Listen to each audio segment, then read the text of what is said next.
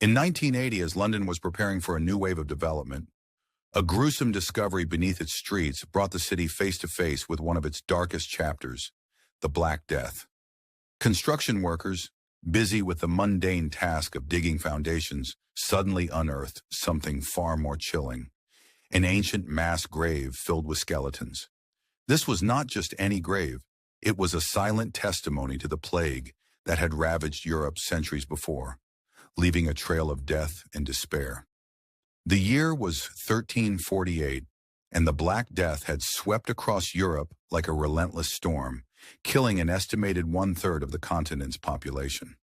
London, a bustling city at the time, was not spared. The plague, caused by the bacterium Yersinia pestis, was transmitted through fleas that infested rats, and it spread rapidly in the overcrowded and unsanitary conditions of medieval London. People fell ill with alarming speed, developing painful swellings, high fevers, and blackened skin as their bodies succumbed to the infection. Death often came within days. The city's response was desperate but futile. Fear gripped the population as they watched their neighbors, friends, and family members die in agony. The sheer number of deaths overwhelmed the living. There were simply too many bodies to bury in the traditional churchyards. To prevent the further spread of disease, the dead were quickly and unceremoniously buried in mass graves, sometimes piled one on top of another, their identities lost forever to history. Centuries later, this chapter of London's history remained hidden, until that fateful day in 1980. As the skeletons were carefully excavated, historians and archaeologists began to piece together the story of the people who had perished in the Black Death. The remains revealed the stark reality of life and death in 14th century London.